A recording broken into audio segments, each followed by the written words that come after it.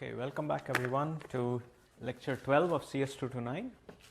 The topics for today are bias variance trade-off, model selection and cross-validation, and regularization. The three are kind of somewhat related to each other, and I would say bias variance trade-off is probably one of the most important topics that you need to take away from this course. It's at the heart of machine learning, and the concept that kind of is unique to machine learning and distinguishes it from other fields.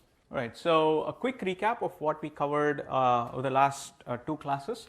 So the last two classes we covered neural networks and deep learning, and the main takeaways from the last two classes was the neural networks are basically composition of simple building blocks, where the simple building blocks are linear models that we've seen in the past. So we take the output of one simple model and feed that as input to another simple model, and so on.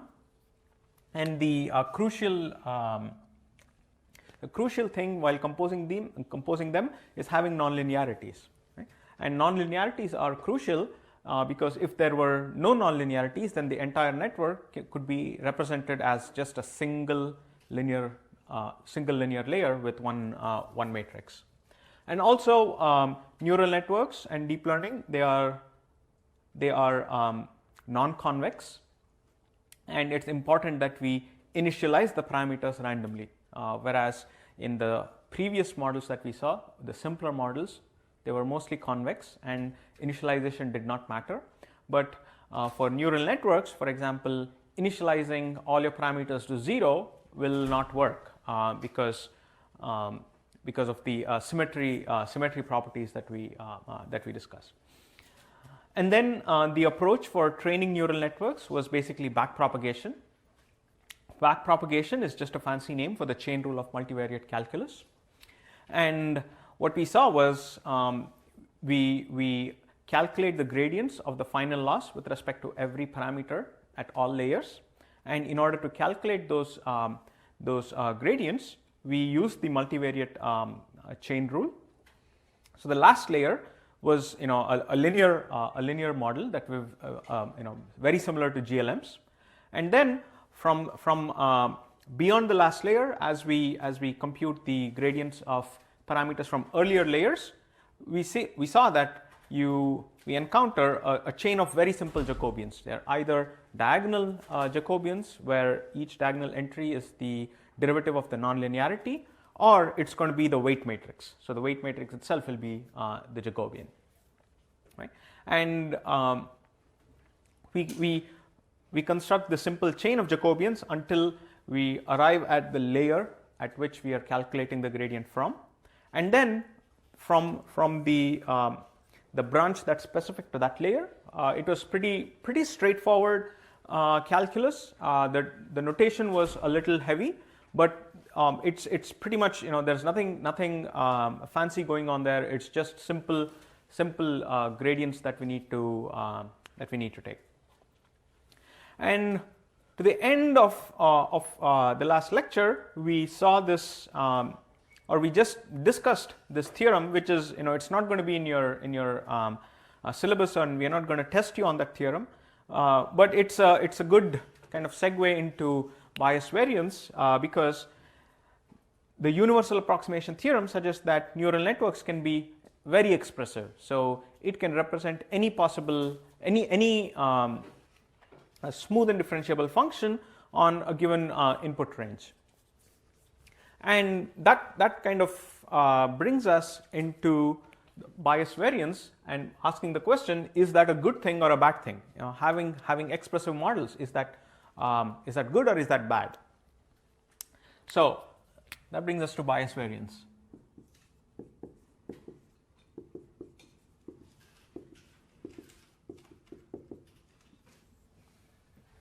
Any questions on neural networks or deep learning before we jump into bias variance? Any remaining questions?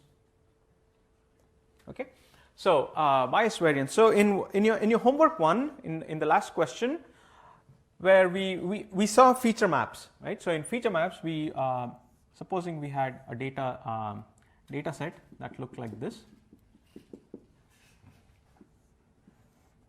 I'm plotting the same data set again here and here. It's the same data set. Right? Now, if we fit a linear model where the feature map is just a polynomial of degree 1, so k equals 1, we get a straight line fit through the data. Right? And if we try with k equals 2, where the polynomial degree is 2, we get, say, a quadratic fit. Similarly, if we try with, say, k equals 20, right, we would get a fit that might look something like this.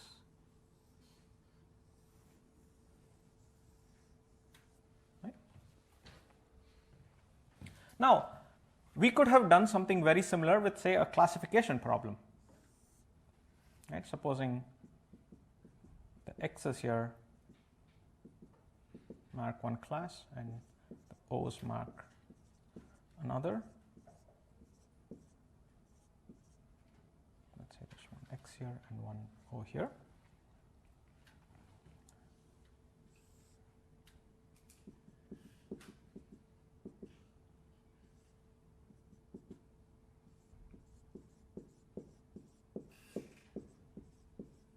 Supposing we had a data set like this, and say third, I'm just copying the same data set in 3 different places.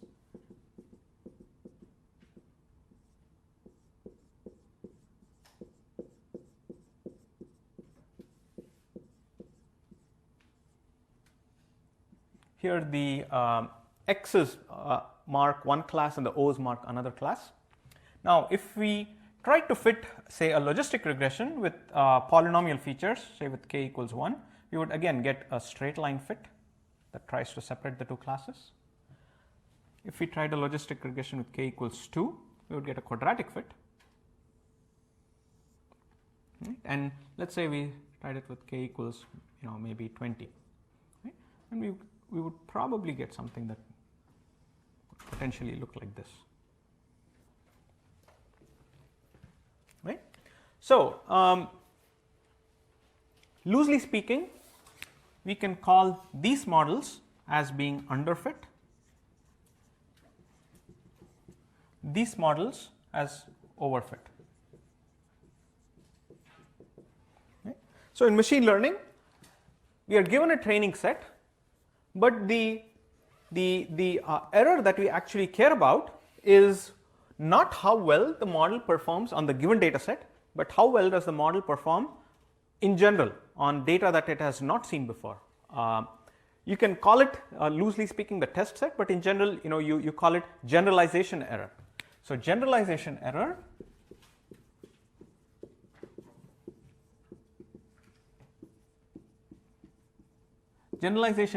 is the error or the loss or the cost that our model incurs when it is tested against possibly all the infinite data out there in the world from whose distribution we got the training set, right? And in machine learning, what we care about is that our model needs to have a low generalization error. But the fundamental problem is that what we have access to is just a finite sample from the infinitely many possible examples from the data distribution. We have a finite sample from the data generating distribution, and we need, using this finite sample, we need to build a model that has good error rate or low error when it is tested against all the possible infinitely many examples in our data distribution. So this this concept of underfitting and overfitting is you can think of underfitting and overfitting as corresponding to different components of the generalization error. So loosely speaking, generalization error, which means taking the model that we obtain and testing it against an example that we have not seen before. And when we test it against an example that we've not seen it before, there is going to be some error. It's never going to be perfectly right. And that error can be broken down into subcomponents. Right? So the generalization error can be broken down into two parts, a component called the bias and a component called the variance.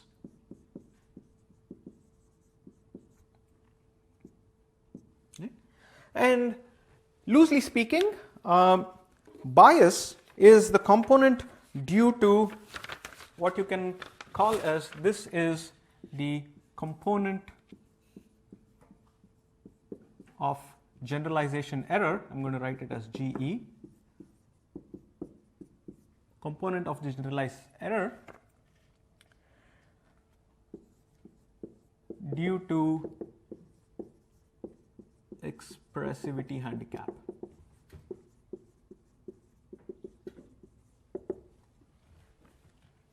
And variance is the component of generalization error due to finite sample of training set.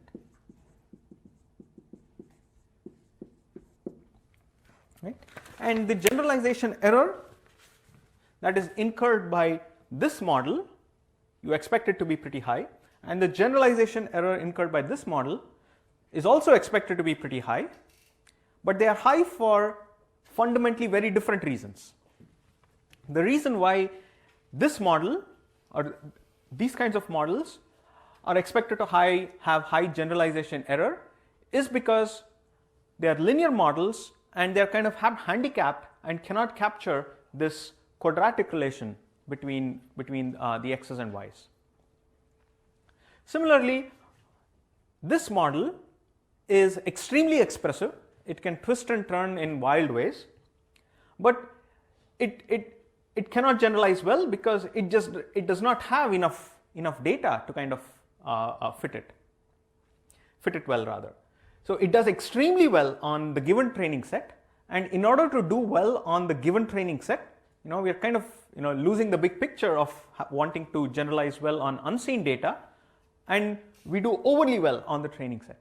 Right? And this is due to the fact that we just don't have enough training data. Right? If we had a lot more number of training data, then even though we had a higher expressive model, it wouldn't have overfit on the data like this. Right? And we saw some amount of that in your homework question as well, where if we start with a small data set where the number of examples is very small, then the higher order polynomials can overfit it by forming highly wiggly hypothesis functions. Whereas if you had a larger data set, even polynomials of higher degree can do a pretty good job of fitting the data. So loosely speaking, bias is the generalization error of a model due to it being kind of handicapped in its expressivity, and it just cannot even do a good job of fitting the training set itself very well. And variance is due to the fact that your model was highly expressive, but it just did not have enough data for it to generalize well. Right? And these concepts, these definitions are very loose. These are not standard definitions, but this is a good kind of intuition to have of what bias and variance are. In fact, when we are using the squared error as the loss function,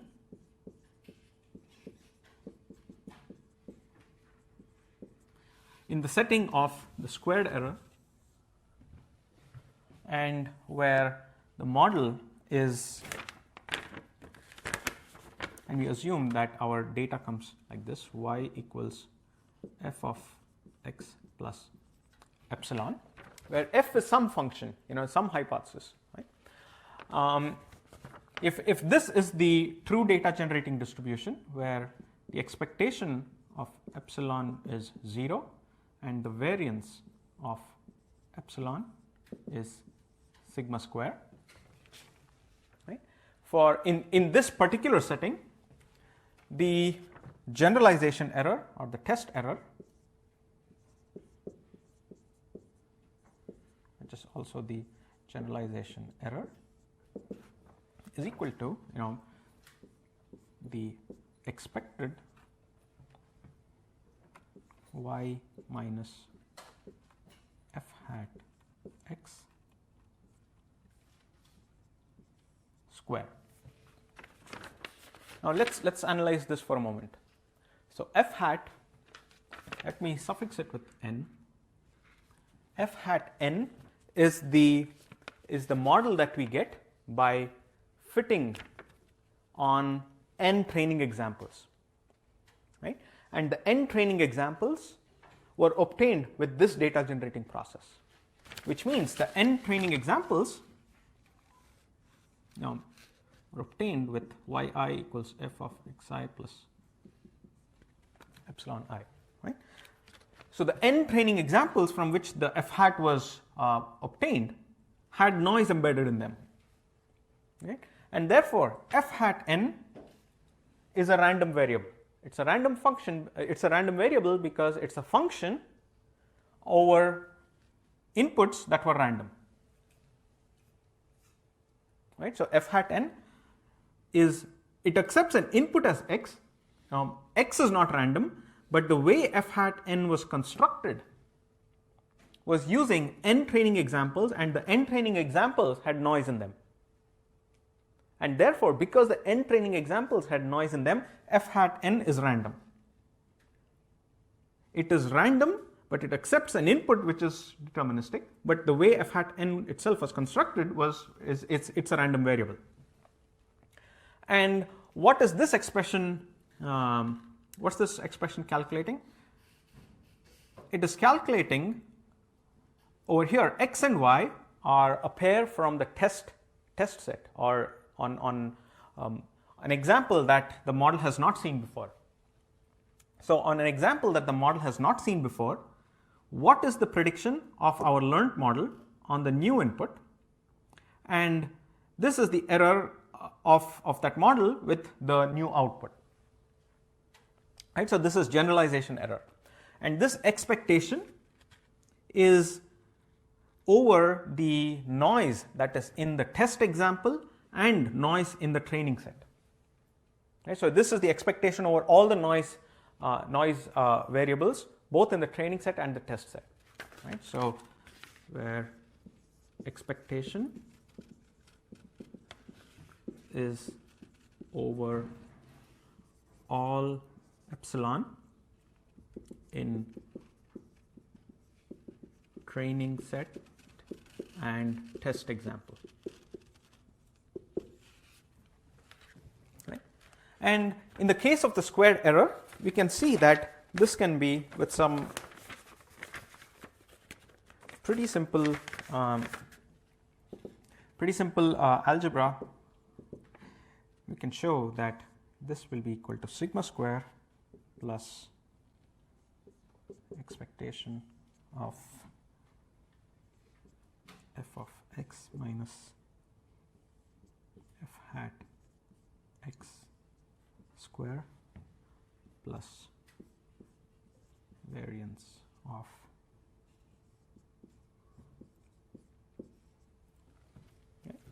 So over here f is the true function that we don't have access to, and f hat n is the model that we obtained by training on the finite training data. And we can decompose this error on a new test example as into three components. Right? This component is called irreducible error.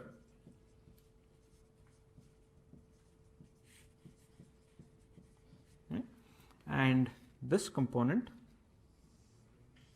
is called the bias squared.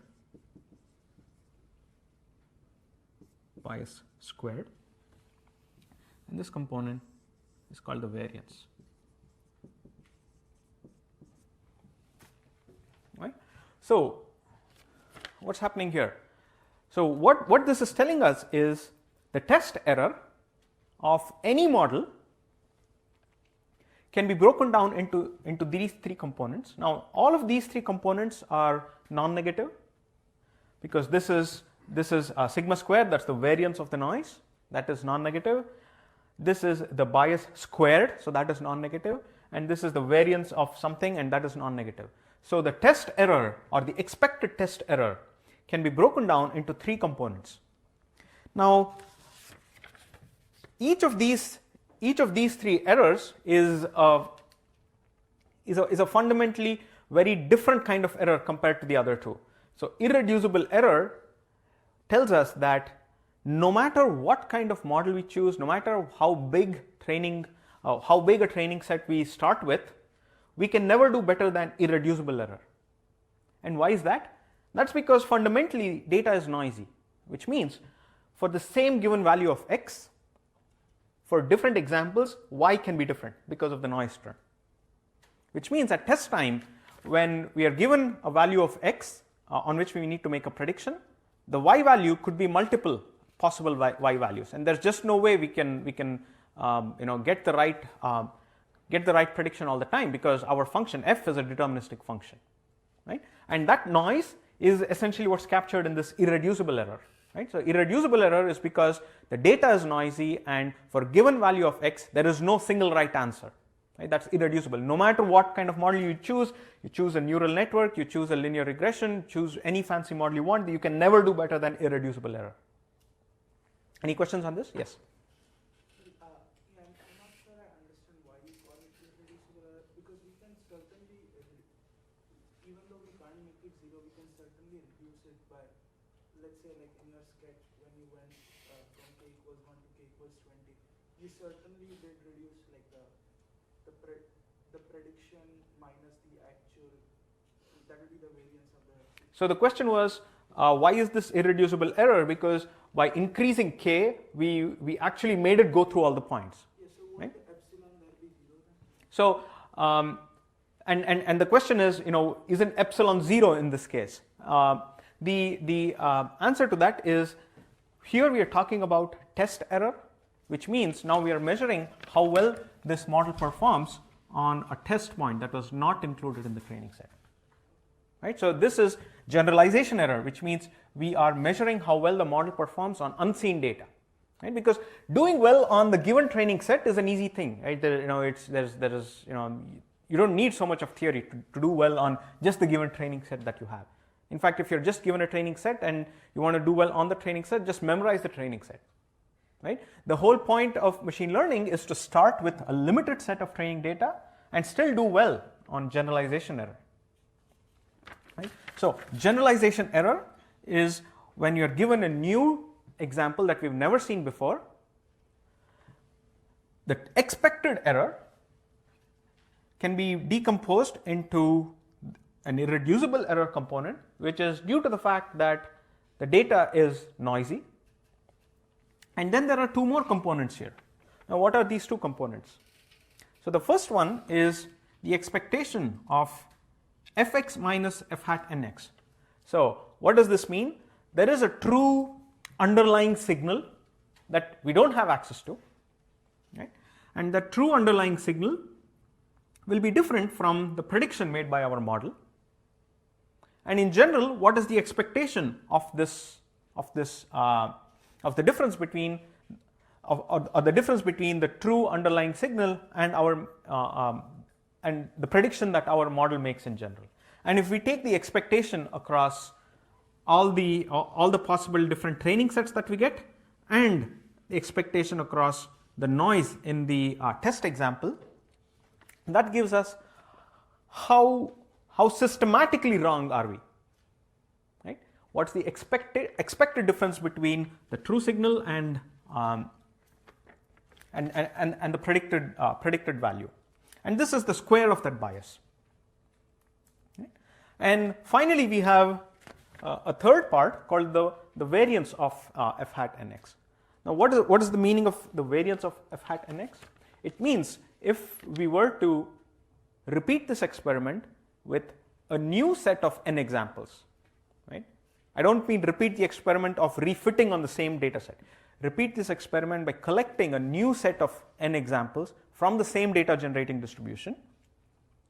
F hat nx will be a different, the prediction on the test set will be a different value, right? And now if we were to keep repeating this process over and over by collecting a new set of n examples and making a prediction on this test set, and repeat again a new set of n examples, fit the model, make a prediction on the new test set x. All these different predictions on the new test set is going to have some variance in it, right? And this is the variance of the prediction made on a new test example when we are changing the training set to be resampled every time, right? And this variance, you can kind of see, was completely unrelated to what the right answer for for the new test example was, right? It's just how sensitive to noise we are for the noise in the training set, and that's captured by variance. Yes, question? So in your definition about for the variance, you say that like it's informal, but you say that it's due to finite sample of training set. Mm-hmm. Are you saying that if in your k equals 20, if the actual like you sample it from a population which was actually like exactly linear, and if you fit it like a 50 degree polynomial, it will have no variance?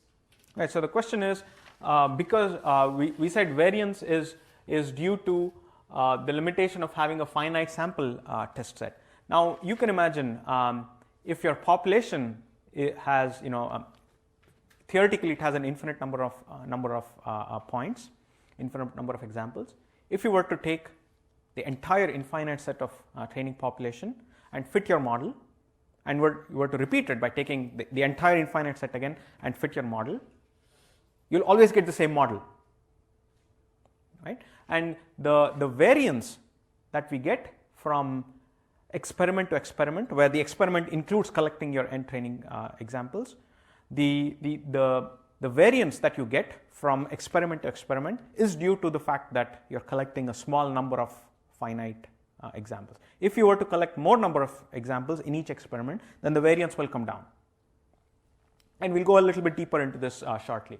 So coming back to your question about the polynomial case, in our homework question 5, what we saw was with k equals 20, it was a pretty wiggly function. Now if we were to repeat the k equals 20 case with a data set of say 10,000 examples, then what you will see is that it will do fairly well, it will fit it fairly well. You resample a new set of, what was the number I said?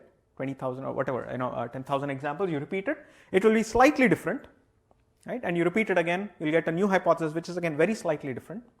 And if you were to repeat this experiment with a new number, say 10 million examples, then the variance from experiment to experiment is going to come down even further, right? The more number of examples you have, they may be noisy, right? You take 10,000 examples, each of those examples has noise in them.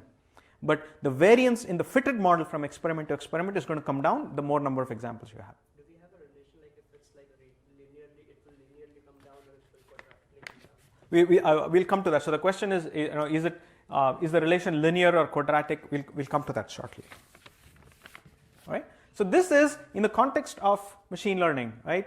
However, I think understanding bias and variance from a more classical statistics setting is a little more intuitive than understanding this. So let's have a look at bias variance from a more classical statistics setting, because here we were focused on prediction. How well does the model or what does the model do when it is presented with an x that it has not seen before, right? So bias variance in a more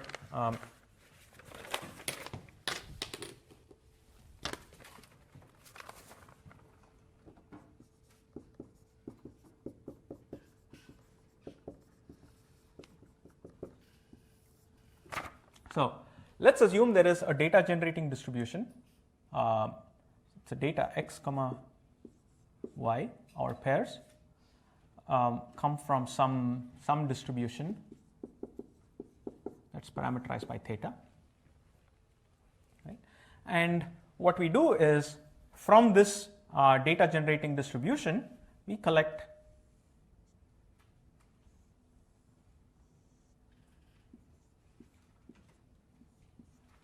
n examples. So each of this is a pair x1, y1 until xn, yn. Right? We sample x and y pairs from the data generating distribution, and we sample n such pairs, and we run it through a statistical model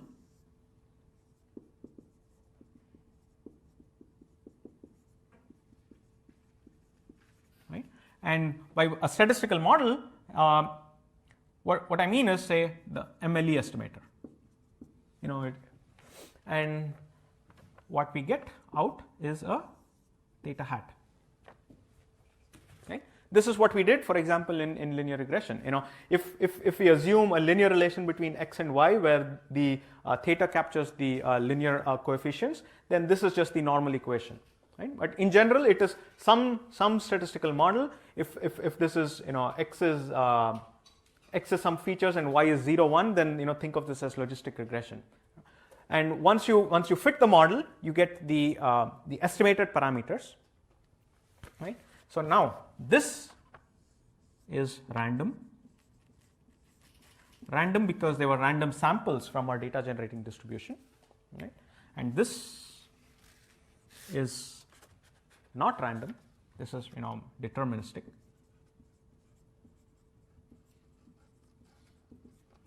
Right? And what happens when you feed a random variable into a deterministic function? The output will be random. Right? So this is also random.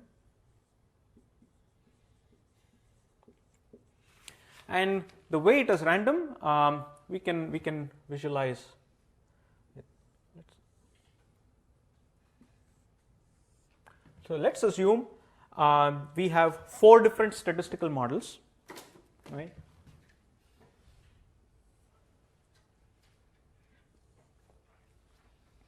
So this is theta 1, this is theta d,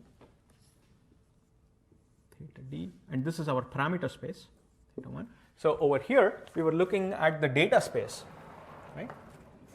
So here, this was x and this was y, and here this was x1 and this was xd, right? Over here, we are in the parameter space, right? So it's a switch from that view. Theta 1, theta d, theta 1 and theta d. Now the data that we sampled from came from some true distribution. Let's call it theta star. Right? So theta star is some unknown constant that we don't have access to. So let's assume theta star was here. So this is theta star. Drawing it in the same position in all the 4. Theta star.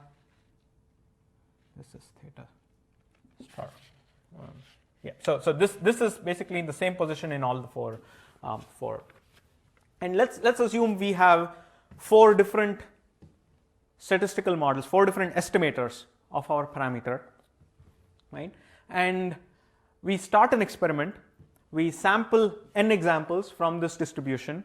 Here we are assuming we have access to potentially sampling an infinite number of points, and assume sampling is cheap, right? Sample n examples where n is some fixed number, run it through the statistical model, run it through each of the 4 models. So we have, so let's call this model A, model B, model C, and model D. And these 4 plots correspond to A, B, C, and D, right? And for a given sample of n examples, we get some estimate, theta hat, right? So maybe this was the estimate by A, and by B, maybe this was the estimate, right? And maybe from C, this was the estimate, and maybe from D, maybe this was the estimate, right? So unfortunately, I do not have colored pens here, but maybe I'll highlight this with the true parameter. I'll make it a little bigger as a block because I don't have a different colored pen today.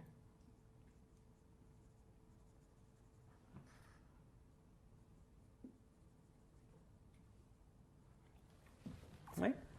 And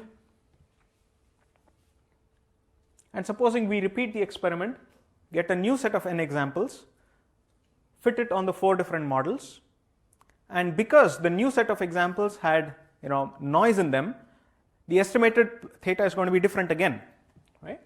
And in this case, let's say the new estimate was here, and in this case the new estimate, let's say, was here, and over in this case, let's say it was here, and in this case, let's say it was here, right? And then we repeat it. Set of n, run it, fit it through 4 different models, and plot the estimated values, right? So let's say it was here, and let's say we keep repeating it.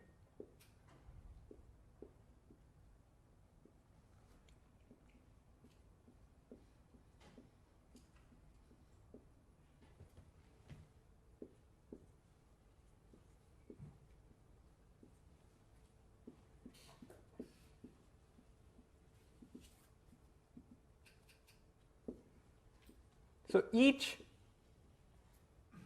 dot in these plots corresponds to one experiment, right? It was the output of one experiment, right? The number of dots is not the same as the number of examples. So the number of each dot corresponds to one experiment. And what we see is we might get plots like these. And what we see here is in these 2 examples, the variance of the expected the variance of the estimator is pretty small because they are pretty tightly concentrated in one region, right? Whereas in these 2 cases, the variance is pretty large, right? So you would call these 2 as low variance, and these 2 as high variance. So a low variance estimator and a high variance estimator, right? And similarly, what we see is over here the distribution of theta hat. So you can think of the dots that we obtained by repeating this process as samples from theta hat, the distribution of theta hat, and that's also called the sampling distribution.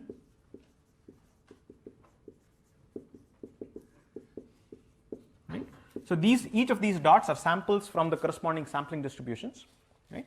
And what we see is the sampling distribution is kind of centered on the true value, right? So the center of the sampling distribution coincides with the true value in both the cases, right? So this is therefore called a low bias estimator, and the center of the sampling distribution has moved away from the true parameter. So these you would call them as high variance estimator, high bias estimators.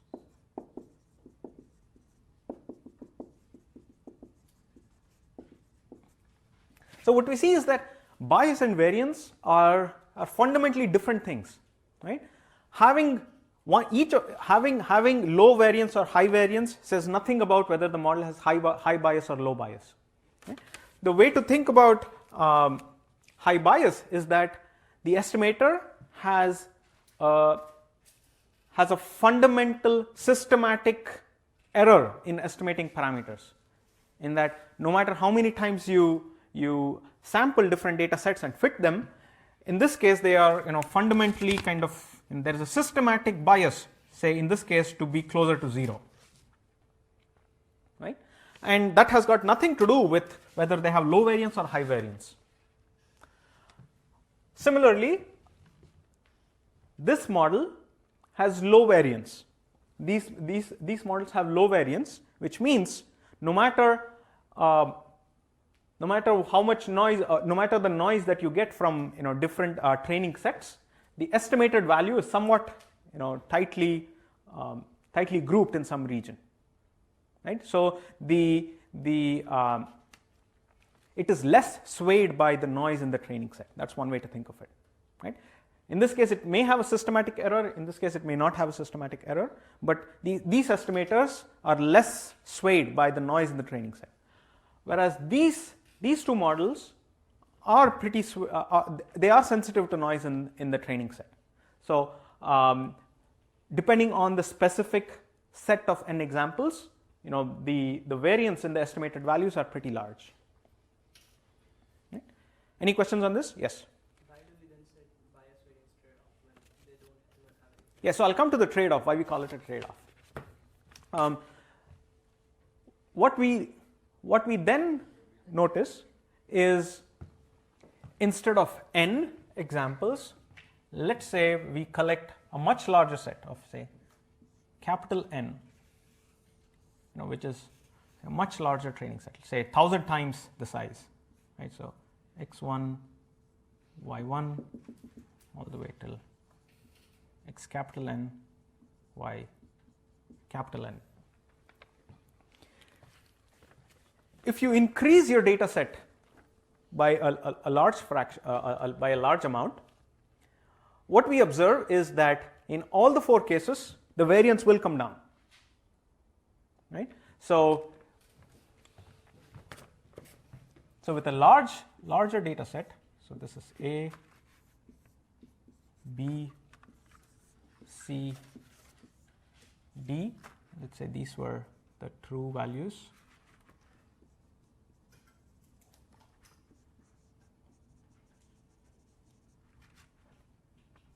So n is increased? Yes. So instead of small n number of samples, we are repeating this cycle of experiments with capital N examples in each experiment. What we see is that the variance is going to come down, right? And in this case,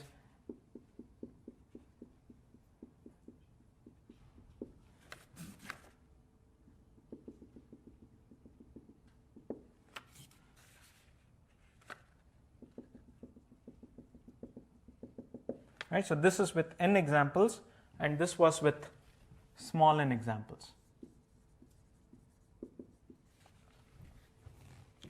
Right?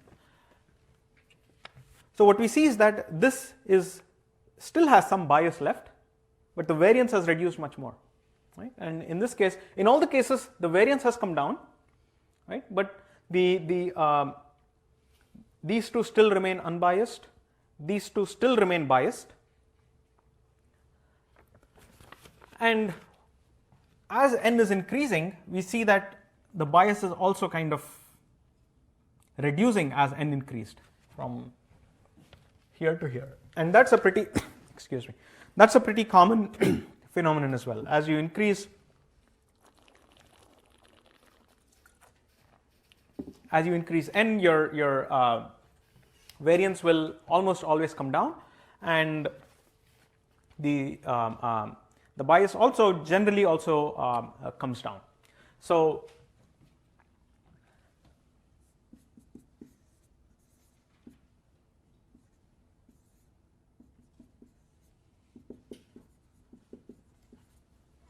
in a classical statistical setting, the expected difference between theta hat, so the expectation of theta hat is going to be the center of your sampling distribution, right? So in classical statistical setting, the expectation of theta hat minus theta star is called the bias. If the mean of the sampling distribution is centered exactly at theta star, then the bias will be 0, right? And the variance of theta hat is called the variance.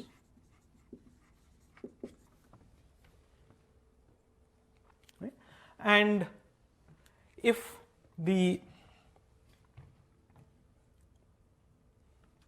as n tends to infinity,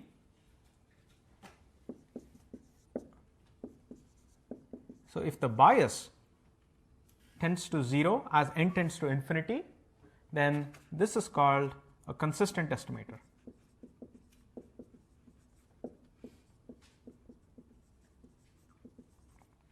Right? So what does it mean? As the number of examples goes to infinity, the variance will generally come down. But also, if the bias also goes to 0 as n tends to infinity, then it's called a consistent estimator. For example, in case of Gaussians, the maximum likelihood estimator for the variance, so theta sigma square hat is equal to 1 over n I equals 1 to n xi minus mu hat I square. So this is the, if you recall, in case of the Gaussians, the maximum likelihood estimator for the variance parameter is this, where mu hat is the estimated mean. This is a biased estimator. This will always systematically underestimate the bias, right? But it's also consistent, which means as n tends to infinity, the bias vanishes. Yes? So do you mean x hat, not mu hat? Yeah, the xi minus mu hat. Oh, so sorry, there's no I there. So can you say why it's underestimating? I won't go into details as to why it's underestimating, but the general idea is that so sigma hat square, if it were to be 1 over n equals 1 to n xi minus mu. So if you use the true mu value, then it's an unbiased estimator. But if you use the estimated mu hat, then this is a biased estimator. And there are ways to, if you use n minus 1, there's a correction you can apply to make it unbiased. So this would be an unbiased estimator. So this is unbiased, this is biased, and this is again unbiased. And MLE will use this one. So if you perform MLE on a Gaussian, you will get this, but that is biased. But it so happens that even though it is biased, as n tends to infinity, the bias vanishes. So it is still a consistent estimator, right? If your bias vanishes as the number of examples goes to infinity, then it's a consistent. Yes, question? This one? Yeah, like you modeled the second and called it MLE. Is there a name for the last one? So this one is it's generally called the unbiased estimator, where you apply this n n by n minus 1 correction to get n minus 1 in place of n, and that becomes a bias. But yeah, so a consistent estimator is one that eliminates the bias as the number of example goes to infinity. And you can also see so the limit as n tends to infinity, variance of theta hat, the rate at which this goes to 0 is also called the statistical efficiency.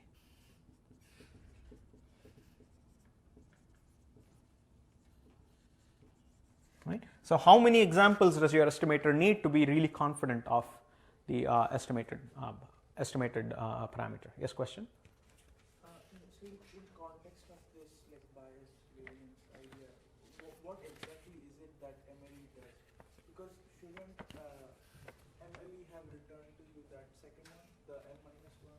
This one? Yes. So the MLE is not always an unbiased estimator. So what does the MLE do? MLE performs maximum likelihood. So write out the likelihood, take the gradient, set it equal to 0, or do gradient descent, and you end up with some parameter estimate. But so bias means, but that your answer is consistently wrong. Right? It is centered around the wrong. Yes, that's correct. That's correct. Yes. So why would that be the maximum likelihood? Shouldn't it be?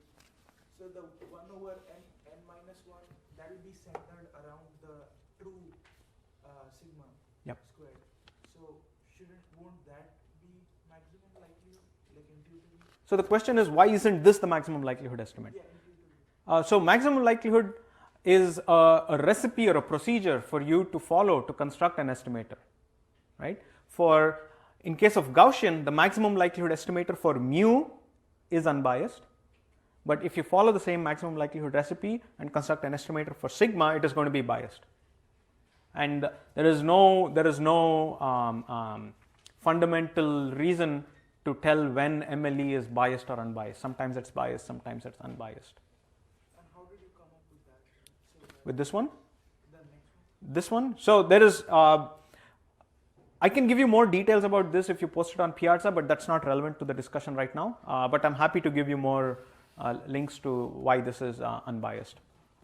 Anyways, that's the whole point of this was to give you an example of a consistent estimator. Right? As n tends to infinity, the bias vanishes. Right? And the rate at which the variance reduces as you increase the number of examples is called the statistical efficiency, and that could be something like at the rate of 1 over n or 1 over square root n. In different scenarios, you get different rates. Right? So in the context of classical statistics, this is bias and variance, because in statistics we are interested in estimating parameters, right? And our goal is to estimate parameter and call it a day.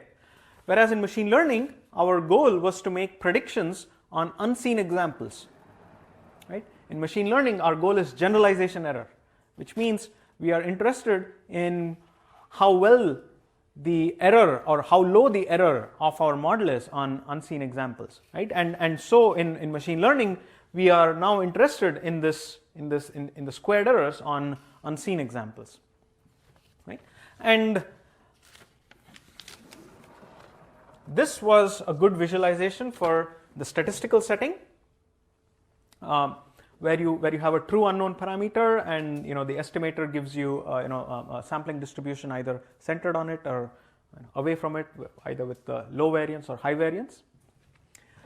Similarly, we can also kind of try to visualize this one to get a good sense of what bias and variance means in case of the squared error for a prediction problem. So I'm just going to use the space right on top here. Maybe I'll push it up in case you want to refer to it in the meantime. Right?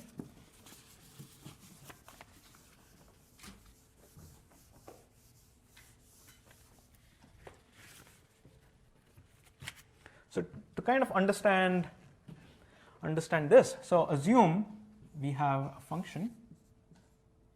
So this is x, this is y, and let's say this is f of x,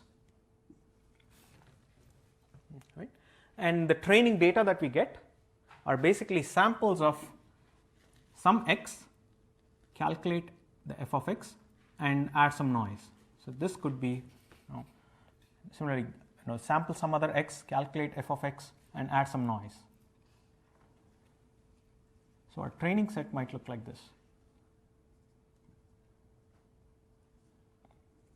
because that's our data generating distribution.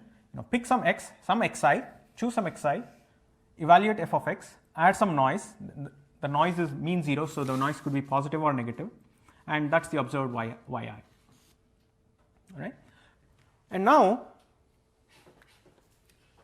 say this was the true distribution. So let me instead make this a dotted line, because in general we don't have access to y hat. It's invisible to us. We don't know what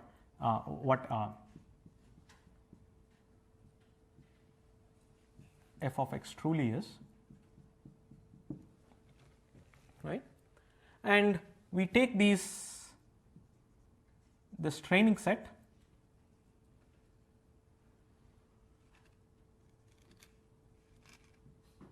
and construct an estimator, say using maximum likelihood, say linear regression with a polynomial set of features, and let's say the resulting model that is specific to this training set was something like this. So the dotted line is the true f of x, and this line is f hat n of x, right? So for a given x, let's call this x star, test example, right? So for a given test example, consider this vertical slice.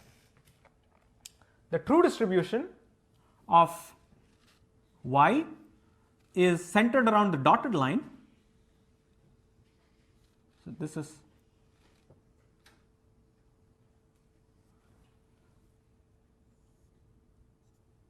is the distribution of y equals f of x plus epsilon, right? And if this were to have been in our training set, then the corresponding y would have been a sample from this distribution, right? Is that clear?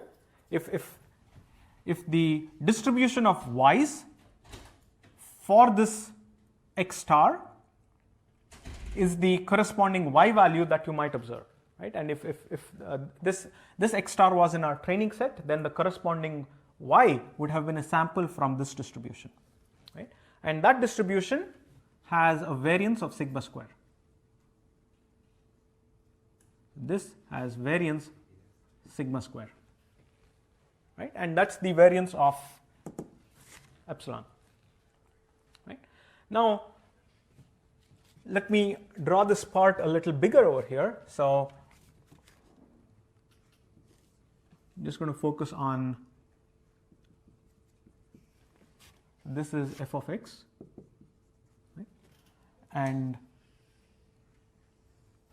it has a distribution for y, and we are interested in x star, right? Now if we take n examples from our training set and construct an estimator, that estimator, say estimator 1 from experiment 1, might go like this. So this is from experiment 1. We collect another set of n examples, fit our model from those n examples, and plot it. That might look like, I don't know, this. This is experiment 2, right? What were we in this example? Each experiment resulted in a dot, right? In this setting, each experiment results in the corresponding hypothesis that looks like that, and so on. So as you keep repeating n, we will get different hypotheses. And what this is measuring is that the expected difference between the point where the dotted line, so this point over here is f of x, and the points where the different hypotheses are crossing this line, each one of them are samples from f hat n of x. This looks a little messy because unfortunately I don't have different colors, but let me repeat what's happening here. So this vertical line is like the slice that's of interest to us, because we are measuring what's happening when we predict at x star. The dotted line that passes through it is the true function that we do not have access to, which is why it's a dotted line. And this distribution represents the y values from which observations are made for the specific x star. For example, y in the test error would be a sample from the y corresponding y distribution or y given x distribution. And because we are using different number of training examples or different sets of training examples to fit our model, we get different hypotheses that are kind of near to the true dotted line. So this to the true f of x, right? And these points where the different hypotheses cross the vertical line are the different values of f hat n of x. Does that make sense? Question? Yes, question? So you're saying that you don't have access to the dotted line? Yep. Do you usually use the average prediction to estimate it? Because how else do you... We don't know. So the question is, how do we know, how do we calculate the dotted line? We don't know. So in this expression, that's a very good question. So the test error, the expected test error, can be decomposed like this, and this is a mathematical expression, right? We cannot compute these components, right? You mentally kind of break it down into these subcomponents, but it's very hard to actually compute the two different components because we don't know what f of x is exactly, right? And if we knew what f of x is, then we could compute it, but then why even do machine learning, because we already have access to f of x. Right, but let's assume that every time we run an experiment, we want to measure our equipment, or we want to measure the effect of different circumstances, then we could always know the truth and as a result use that to measure the effect, right? I'm just saying that there is some use to it, but generally speaking, we don't have access to that. We don't have, yes, we don't know what f of x is. That's the fundamental assumption. Yes, question? Like based on the same question, if you want to like systematically know after repeating many experiments that whether you are under predicting or over predicting, can you like do, let's say 1,000 different prediction fitting, and then see on average, if you take the average parameter, and from that average parameter, this certain parameter is less than it or more than it, and use that average of different 1,000 experiments as the true estimate. So the question is, can we repeat the experiment multiple times to guess whether we are systematically underestimating or overestimating? From experimentally, it's very hard to calculate because we don't have access to the true y distribution. If we had access to the true y distribution, if we could take an infinite number of samples from the true y given x, then we could do such a comparison. But in general, it's hard to do. Anyway, so moving on. So the way to think of this test error is that, let's say we end up with this hypothesis and our prediction is over here, right? And let's say the test example was also sampled from this y distribution. Say maybe we sampled this value, right? So this squared error, so the expectation of the square of this distance can be broken down into the variance of the y given x distribution itself plus the systematic bias, whether our distribution of fn, is it going to systematically be below f star, below the dotted line, or is it going to be above the dotted line, the square of that, plus the variance of f hat and x, which means in general, do the different, how spread apart are the different hypotheses, the value of the hypothesis at that line. Right? It's a little hard to visualize because I'm using black color everywhere, but maybe you can sit down and kind of write it out yourself on your own book and understand this, right? So the squared error. So the squared error is the only error that allows for such a clean decomposition. For other errors, for example, the logistic regression loss, there is no well accepted decomposition in this way. But there are a few papers which kind of unify this to other kind of losses as well, and yeah, I can share those links if anybody's interested. But the idea here is that squared error can be decomposed into these parts, and you can think of this decomposition visually like this. Unfortunately, this figure is a mess. And also kind of see the similarities with the more classical statistical setting where the visualization is much easier.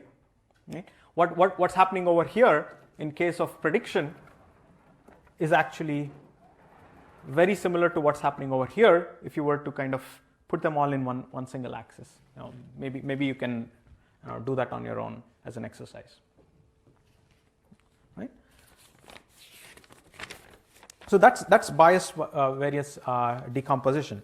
The general take away from bias variance decomposition is that underfitting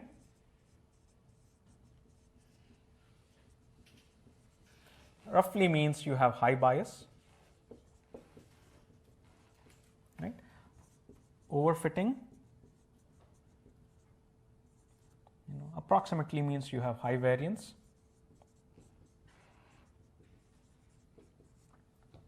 And these are approximate terms. So you can have models that have high bias and high variance, which means your model can simultaneously be underfitting and overfitting at the same time. Right? It could mean that your model has fit to the noise of your data but just hasn't fit to the signal at all. So your model could theoretically be underfitting and overfitting at the same time. Right? And this is just a heuristic or a rule of thumb to talk about how our model is performing. Yes, question? You said a model can be said to be overfitting and underfitting at the same time if it fits through all the noise. Don't we just call that overfitting? So overfitting, if it's overfitting and underfitting at the same time, don't we call it just overfitting? No, if it's underfitting and overfitting at the same time, one example could be, let's say your.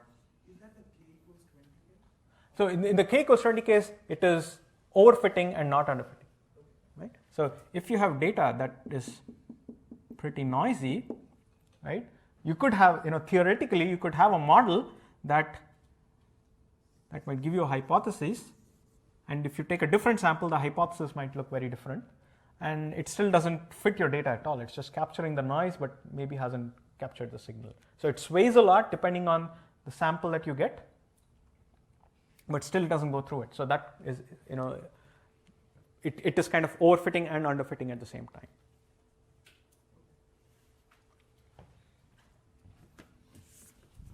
But these are just heuristics, right? So what you want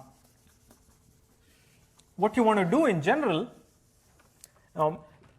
what we've discussed so far is mostly for you to build a mental model of what's going on under the covers, right? But what you actually do in practice, the actions that you take, is what we're going to discuss next, and that's called cross-validation.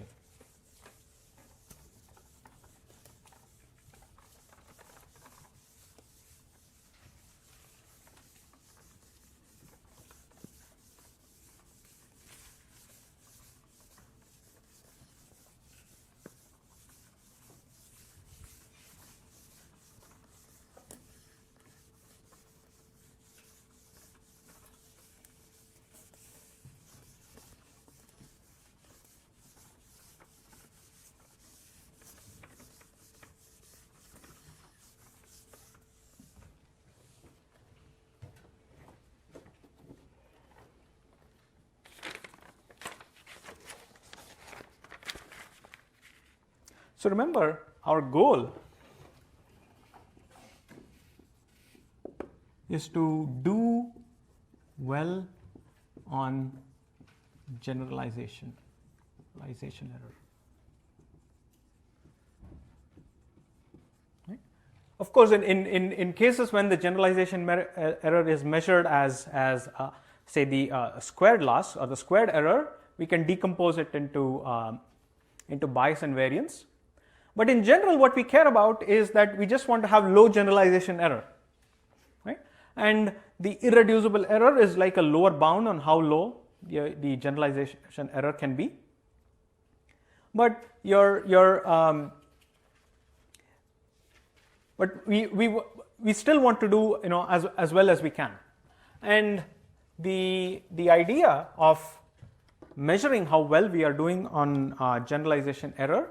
So the idea behind how we do it is something very simple. We call it cross-validation.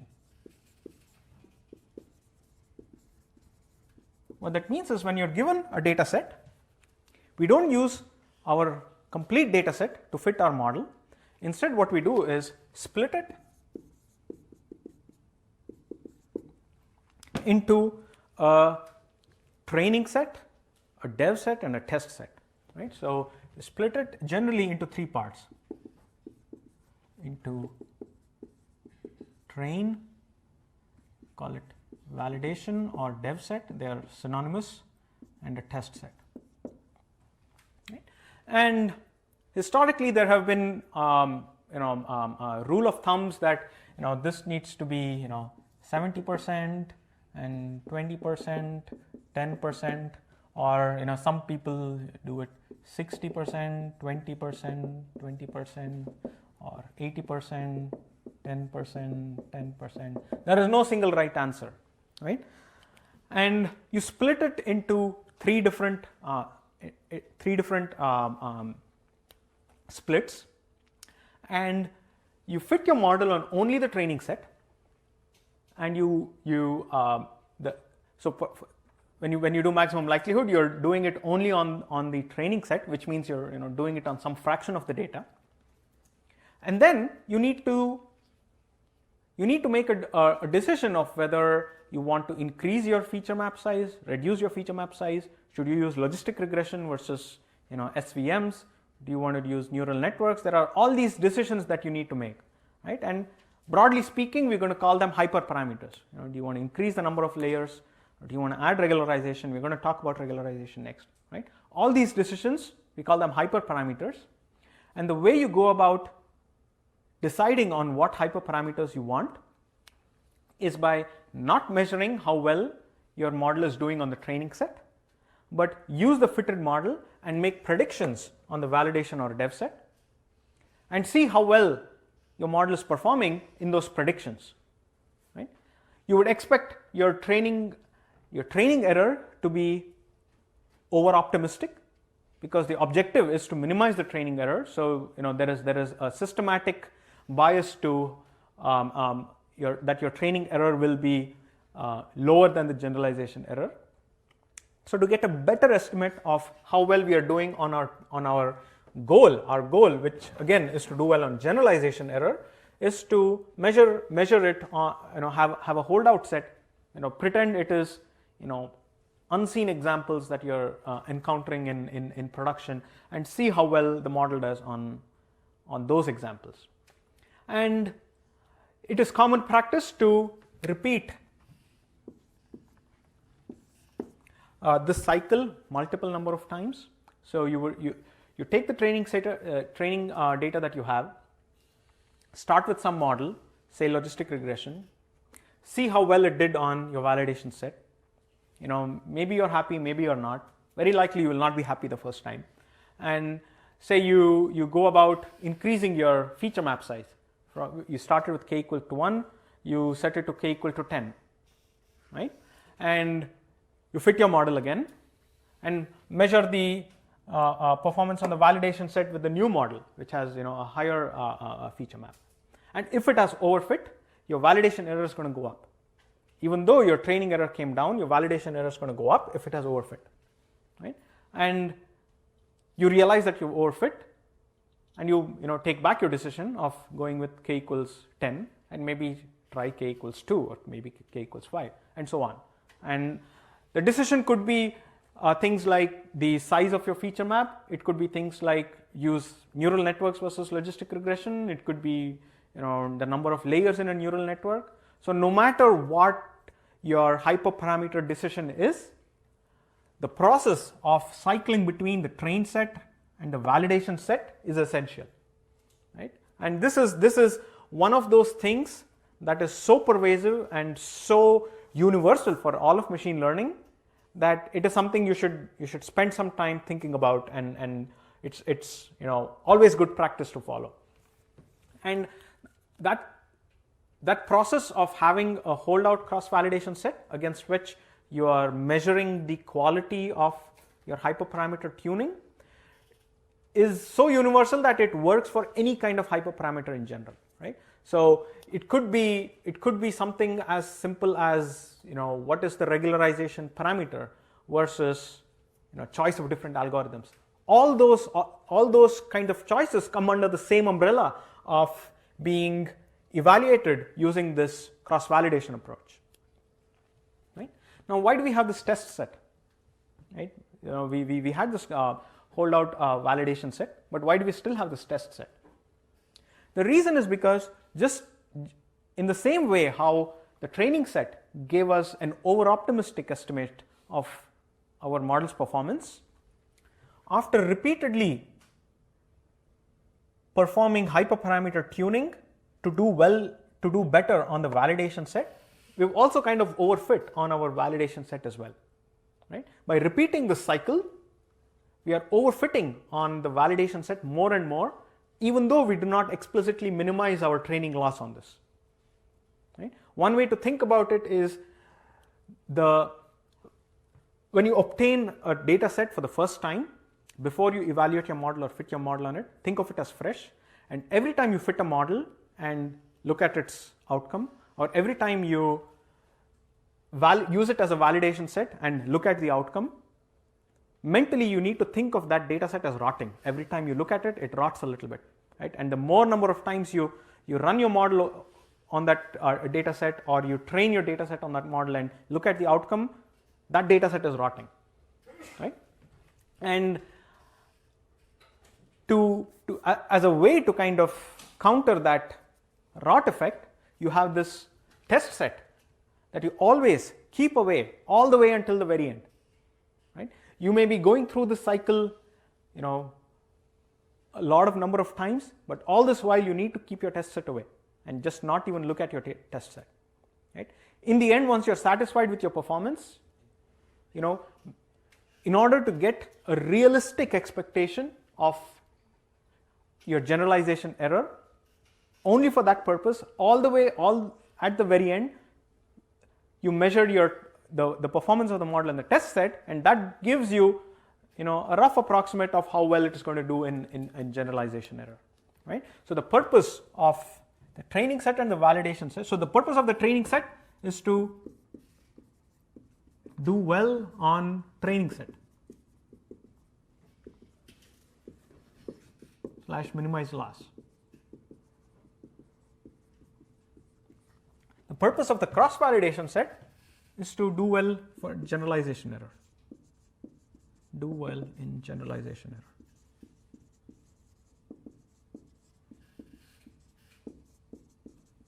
Right? The purpose of the test set, which strictly speaking, you need to evaluate your test set only once, all the way at the end, and never again, is to get an estimate on generalization error.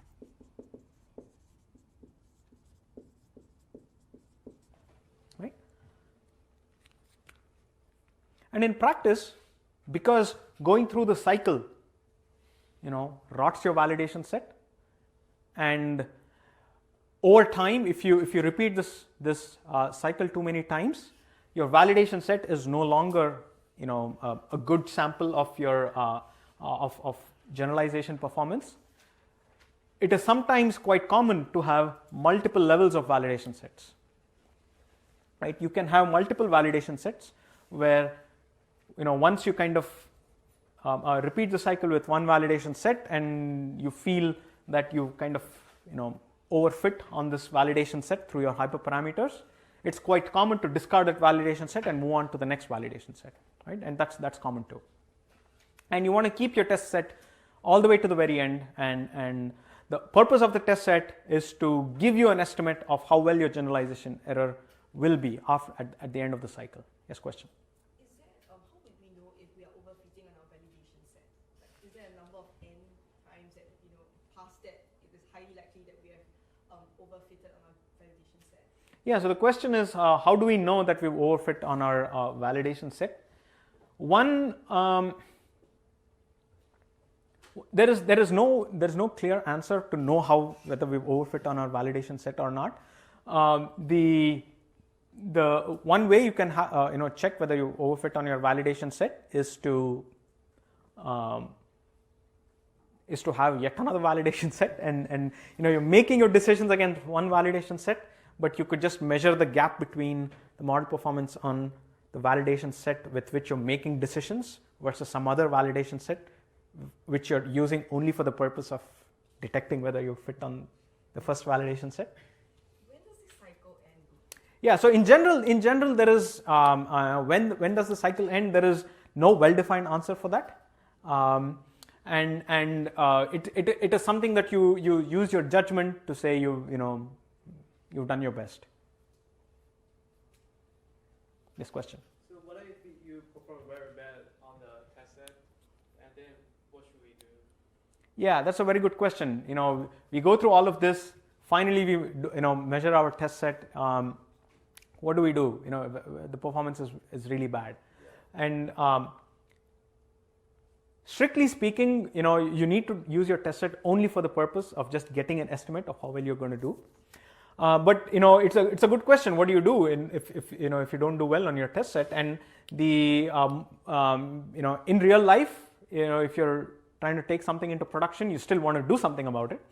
And for those purposes, it's always good to have yet another test set that you haven't looked at.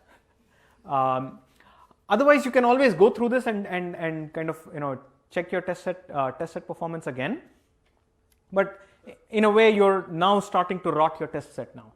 Yeah, and that's like a fundamental paradox for which there's no right answer. Yes, question. If you have a very small amount of data set, can you do this where you do 80-10-10 split? Then you fit, like you do cross-validation, find your optimized neural net structure and everything. Then you get a test error. Let's say it's 5%, you're satisfied with it. Take the entire set, like including the 100%, fit it through the model using the same architecture, and then use those final parameters to take advantage of the entire thing. Yeah. So the question is, can we fit the model on the 80% or some percent, go through the cycle, measure it on the test set. Now we are happy with everything. Now stick to the same set of hyperparameters that you used and refit the model on the full training set. You can do that. If your data set is reasonably large, then that might work well. But sometimes if your model is pretty sensitive to small variations in your training data, then you may want to just hold on to the model that you have, which happens to be working reasonably well, rather than risking it and fitting it on the full data set, especially if your model is kind of sensitive to noise in the data set. But you can certainly do that in most cases. In practice, people generally do not do that. Well, let me take that back. It depends on how big your data set is, right? If your data set is reasonably large, say you have 1 million examples, and you have some test set that you've kept apart, and you repeat this. Let's say you kept away 1,000 examples in your test set, and you repeat it. Then there's not much value when you already you have like 999,000, and there's little value in adding another 1,000 to refit it. But if you're in a smaller regime where, let's say, you have 100 examples and you've kept away 20, then it might be worth doing it. Good question. Right? So this kind of cross validation is also called holdout cross validation, where you take a fixed validation and test set and keep it away, and fit your model only on the training set. So this is called holdout cross validation. There is another kind of cross validation technique called k-fold cross validation.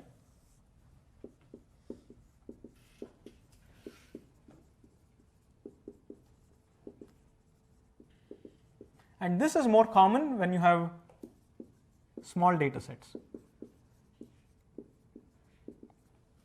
So the idea behind k-fold cross validation is to take your training set, right? So x1, y1 till xn, yn, right? And split it into k folds. In this case, k is 1, 2, 3, 4. Right? And what you do is, once you split it into k folds, you fit k different models, where for each model, you take one of the folds as the validation set and use the remaining folds, aggregate the remaining folds as your training set. Right? So for model 1, fold 1 is the validation set and fold 2 to n is the test set, is the training set. There is no, you can also have a separate test set that you don't touch at all, but it's quite common to use the full training set to perform k-fold cross validation, right? And for model 2, fold 2 is the validation set and fold 1, 3 to n is training set, right? So one model at a time, pick a fold, make that your validation set, use the remaining folds as your training set, right? And using the corresponding model, make predictions on the corresponding validation set. So from model 1, we use, for model 1, this is the training set, right? Using the training set, make predictions on it and get your predictions here, y hat from model 1, right? And similarly for fold 2, take model 2, model 2 was trained on, so these go into model 2, right? And using model 2, make predictions y hat from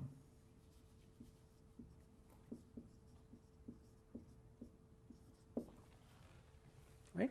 And similarly for each model, make the prediction into the corresponding fold, and you're going to get your full set of predictions of y hats and your full true label y's.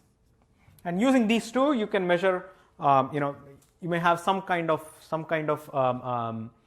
evaluation metrics such as, maybe accuracy, maybe squared error, maybe area under the ROC curve, and you can use these, the true labels and the predictions for the full data set and see how well your model is doing. Yes, question? So for model 2, fold 2 is the validation set, fold 1, so everything except 2 will be the Training set, yes. Okay. Right, so for model 2 makes prediction on fold 2, but model 2's training set is fold 1, fold 3 and all the way to the end, right? Everything except the corresponding fold is part of the training set, right? And this is called k-fold cross validation, and this is more commonly done when your model is not very computationally expensive and your data is not very big. And in fact, you can even take this to the limit where k equals number of examples, right? So you have one model per example for which that example becomes the validation example, and all the rest of the examples are part of the training set for that model. And that's also called leave one out cross validation. Cross validation where k equals n. Yes, question? In this case, there's no distinction between validation set and test set, right? You're tuning your... Yeah, so the question is there a difference between validation set and test set? And you can still have a separate test set that is not part of this k-fold process. You can still have a test set, and that. But most of the times, when you do k-fold cross validation or leave one out cross validation, you're doing it because your data set is really small. Let's say you have just 20 examples. So let's say you have a data set of some very rare disease, for which the number of patients is just a very small fraction, and you want to build a model on that. In those cases, doing this would be a bad idea because you have only 20 examples. You don't want to lose, let's say, 4 of those 20 just for the purpose of cross validation. In those cases, you would do leave one out or k-fold cross validation because you want to kind of use all the data that you have to build a model in some way and not leave some expensive data. In those cases, you generally would not have a separate test set, and you would just you do cross validation like this, and then you could either just use the ensemble of all the k models and average their predictions at test time, or you can use this procedure only for the purpose of deciding your hyperparameters and take those hyperparameters and just refit using the entire data set. Right? And both of those are commonly done. So the lowest validation error would be your test error, right, in that case? Yeah, in that case, you can think of your validation error and test error to be the same. Though this process, this cycle does not fit well with this procedure. Yeah. Right? Any questions on this before we move on to regularization?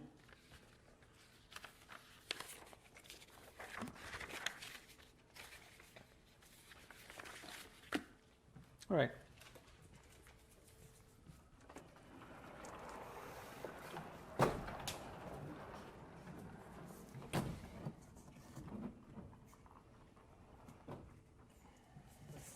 Yes, question? Is there a good reason that you don't just sample from your existing samples?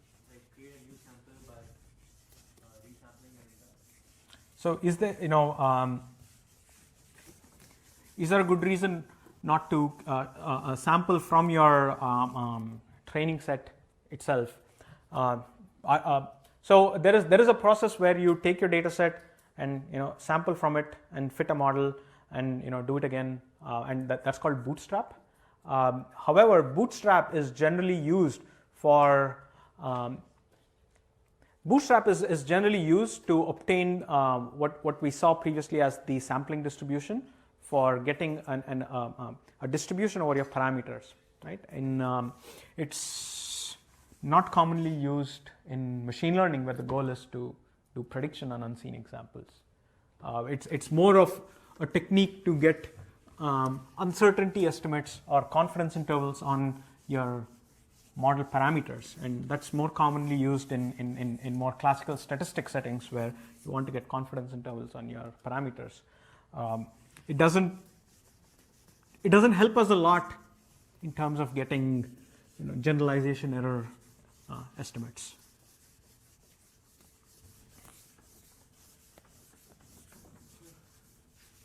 All right, regularization.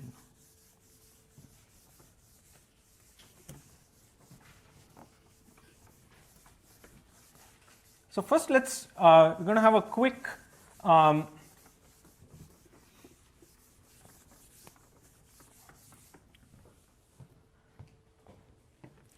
motivation for regularization, and in this lecture we will cover regularization from a Bayesian perspective. So if you remember, in the case of k equals 20 in linear regression, right? X and y, where k was the degree of polynomials, right? We got a hypothesis function that was very wiggly, right? And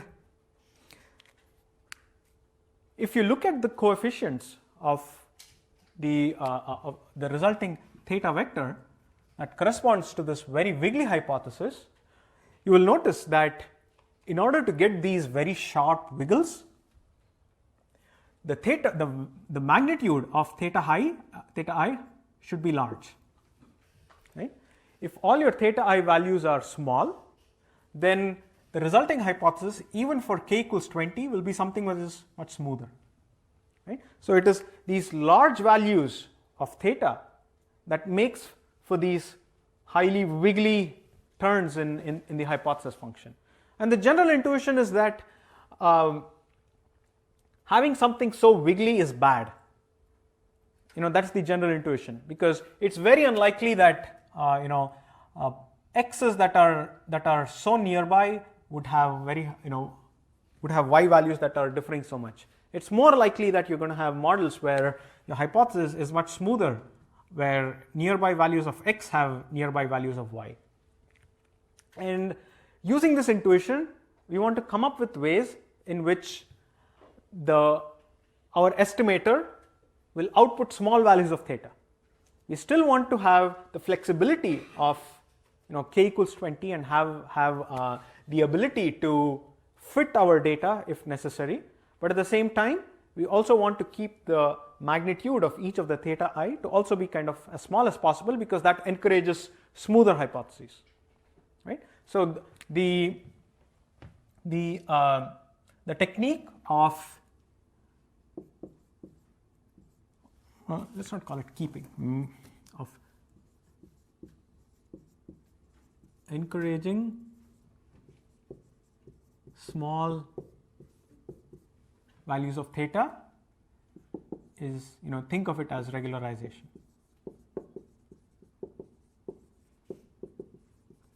Now, how can we kind of not let the noise in the data sway our fit hypothesis to this extent, and yet still be flexible to some degree, but encourage smoothness in the resulting hypothesis? That's the goal of regularization.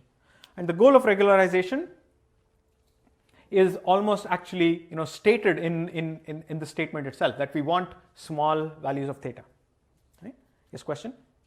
Why would you want to reduce the are you saying the norm of theta or just the number of dimensions in theta? Because we should reduce the dimensions, right? So in regularization, we reduce the values of taken on by each component. So regularization, so we want to make the values of theta small. That why should that solve that problem? That the problem that you illustrated in the graph on the left, Yep. that will be solved by making the dimensions of theta itself smaller, right? That's a cubic and that's a 20-degree polynomial. Yeah. So that problem will be solved by reducing the Yeah. So the question is, we can solve this by reducing the number of thetas that we have, right? And so why are we trying to reduce the value, the magnitude of theta, rather than just reducing the dimensionality of theta, right? And that's a valid approach too, and we'll see that one of the regularization techniques achieves that goal. So the intuition there is, if your theta I equals 0 for some I, then you implicitly kind of reduce the number of thetas, and we're going to cover all these shortly, right? So in general, the intuition is that smaller values of theta I, so this is bad. We want theta i's to be small. So one way to do it is to penalize large values of theta, right? And what that means is, in case of linear regression, if our cost function j of theta, it was I equals 1 to n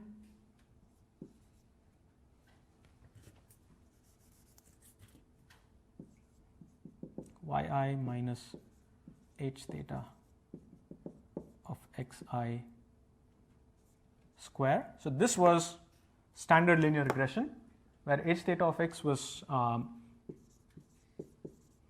just theta transpose x, right?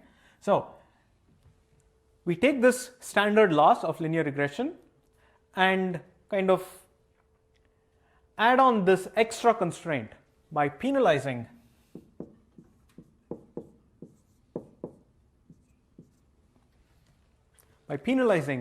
the norm of the theta vector. The idea here is that this extra term in the loss function will penalize the model for selecting theta i's that are very large and therefore give us very wiggly hypotheses, right? And this seems what is the value of lambda in this case? So lambda is some coefficient or weighting factor of how much we care about the original objective versus how much we care about having small thetas. So if lambda is very big, then the model will focus more on making the values of theta small and might not even fit the data at all. If lambda is 0, then the model will just fit our data as the original objective without any regularization, right? So lambda acts as this relative weighing factor between the original data fitting objective and the regularization objective. And the way we go about tuning the value of lambda is through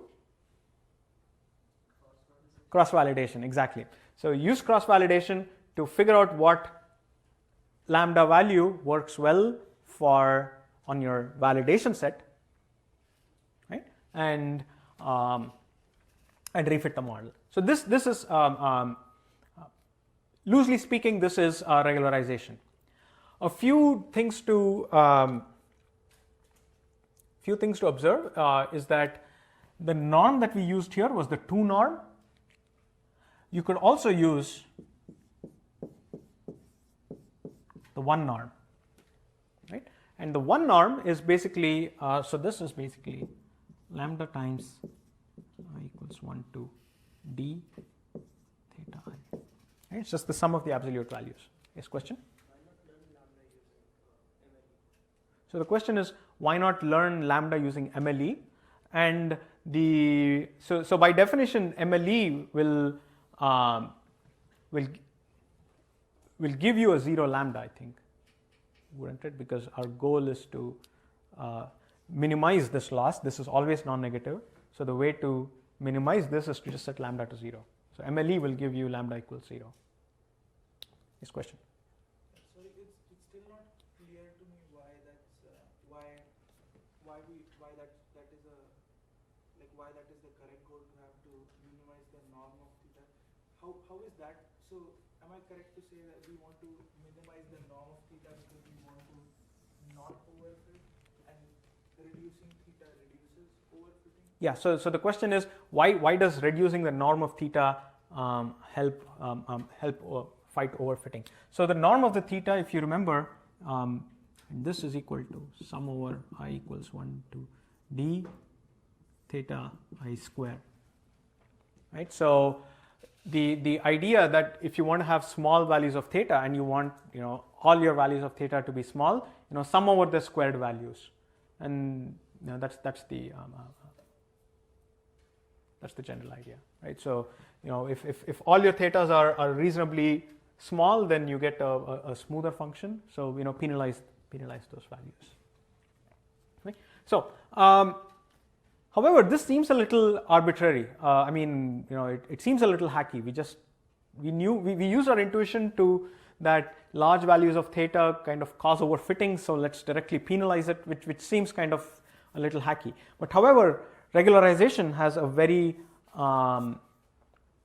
nice Bayesian interpretation, right? If you remember,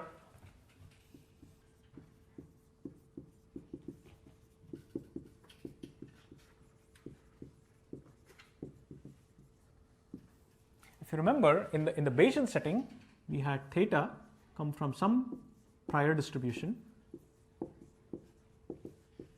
right? And your data, I'm just going to call it S for both x and y's. So S given theta is something which is called the likelihood, and we construct the posterior.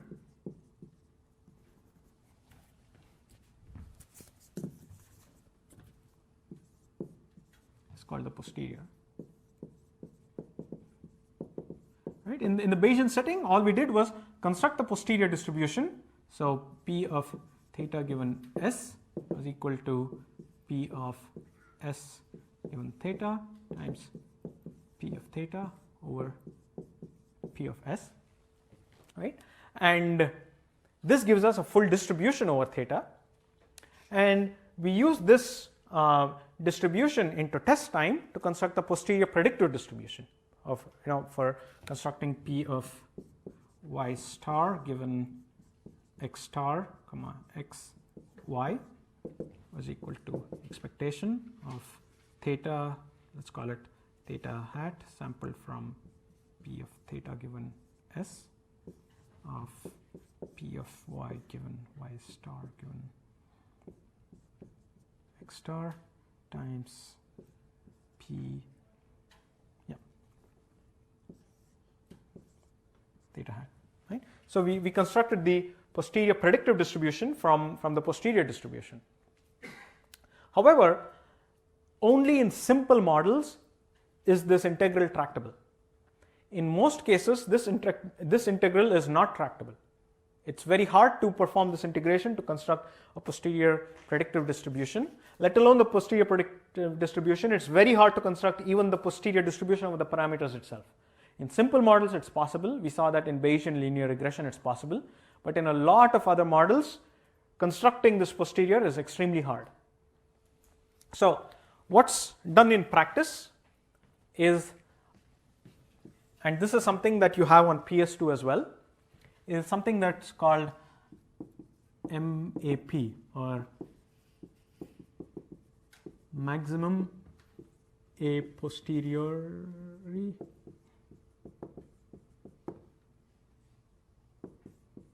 parameter estimate, right? So what we instead do is take our posterior distribution, right? This is now a distribution over your parameters. It is not a single point estimate, it's a full distribution over all the infinitely many possible parameters, and out of this we extract just one parameter setting called MAP, which is the argmax.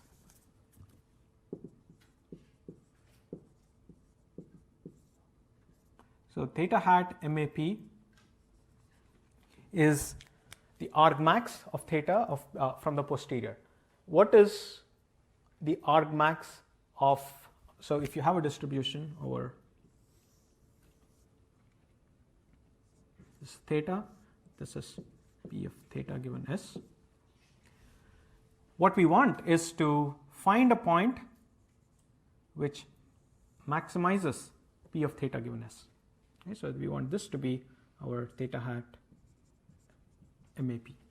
So the MAP estimate is the mode of the posterior distribution, right? The value of the parameter that has the highest density or the probability in the posterior distribution.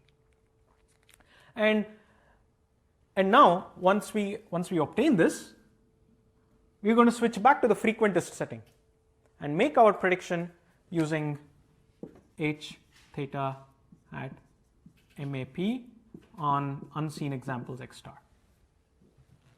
Right? So this is called MAP estimation, and what we're going to see now is that regularization is essentially doing MAP estimation with particular choices for the prior distribution. Right? Well, let's see what exactly we mean by that.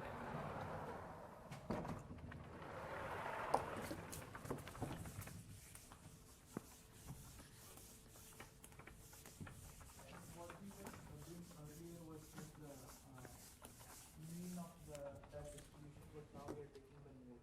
So what we were doing before was not taking the mean of this distribution. We were holding on to the full distribution to construct the posterior predictive distribution, right? We were holding on to the full distribution to construct the posterior predictive distribution, right? Now we are not holding on to the full distribution. We're going to just pick one value of theta and switch back to the frequentist setting of using that as the estimated value. Yes, question? It's very similar to MLE, and that's what we're going to see, and that's what you're going to show in your homework as well. So what we want to do is theta hat equals argmax. I'm actually probably doing some of your homework here for you, so pay attention. P of theta given S, right? And this is equal to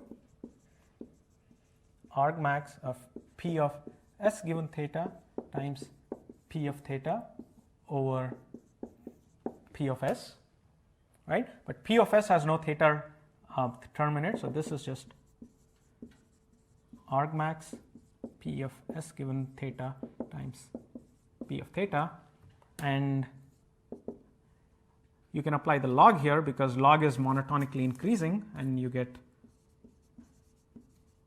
argmax theta log P of S given theta plus log P of theta, right? So this is the MAP estimate, and now what we are seeing here is that we are trying to find a value of theta that satisfies this times this, right? It's trying to balance out two different competing weights. If P of theta is Gaussian, normal with some covariance, or sigma square, then it is going to be your original likelihood term. So this is your likelihood,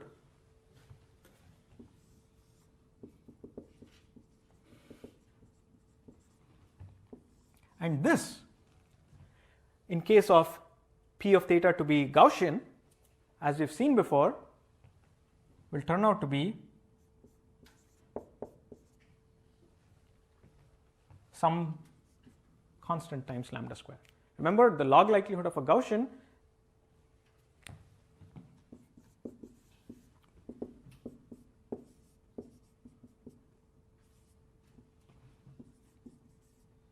exp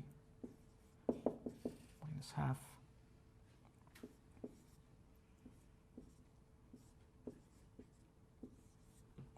if it's mean 0, then it's just the square over here, and you take the log of this, it's going to cancel out everything except the square, and that's exactly what you see here. Right? So having a Gaussian prior on your parameters and performing MAP estimation is effectively the same as adding an L2 regularization on your MLE estimate. So this could be, in case of regression, this is just the square loss, whatever.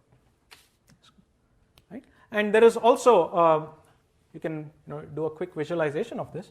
So if this is your theta and this is 0, then your prior is some distribution that's, so this is prior.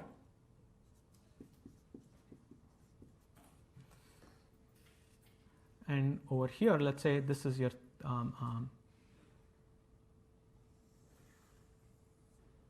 let's call this likelihood, right? And this is your MLE estimate. So MLE maximizes the likelihood, right? So assume this just peaked over here, and instead what you're trying to maximize is the product of these two, right? The prior times the likelihood. And how does the product of two functions look, right? So if either one of them is very close to 0, then the product is 0, right? So over here, the prior is close to 0, so the product will be 0. Over here, the likelihood is 0, so the product is 0. So instead what we get is, so this is prior times likelihood, right? There's a prior times likelihood, because in any place where either the prior or the likelihood is 0, the product will be very close to 0. So only in the region where both of them are kind of non-zero, that's where the maximum will be observed. And MAP estimation will get us this one here, right? So theta hat MAP, right? So what we see is that MAP, so there is this kind of there is this conflicting forces between the prior trying to pull the parameter estimate close to 0 and MLE trying to estimate, pull it towards what the data tells us the estimate is, and MAP is kind of trying to find the right balance between the prior and the likelihood, and it's going to therefore shrink your MLE close to 0.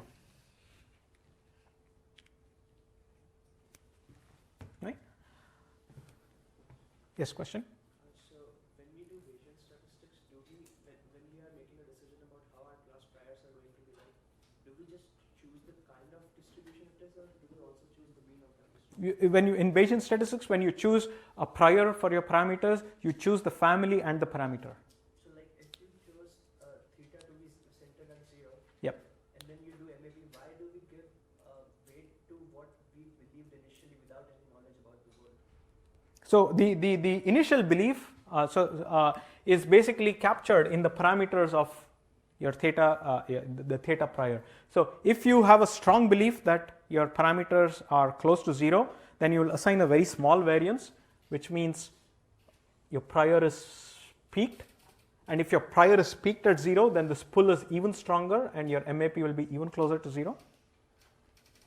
And sometimes it's common to use something what's called as a flat prior, which means your prior is just flat, which means your likelihood multiplied by the prior is going to hold the same shape. So that's when you use something that's called a flat prior, where you don't want to do anything at all. But in that case, you don't have the regularization interpretation. For the regularization interpretation, your prior needs to be a Gaussian, and this lambda is going to involve terms of the sigma square and a few other things which you do in your homework. But the general idea is this. This acts as a regularization term because of the squared error that comes out here. How confident we are is going to be encoded in the covariance matrix. Yeah, so how confident we are depends on what kind of variance we assign to the prior. All right. If there are any other questions, feel free to walk up here and I can answer that. And that's all for today. Thanks.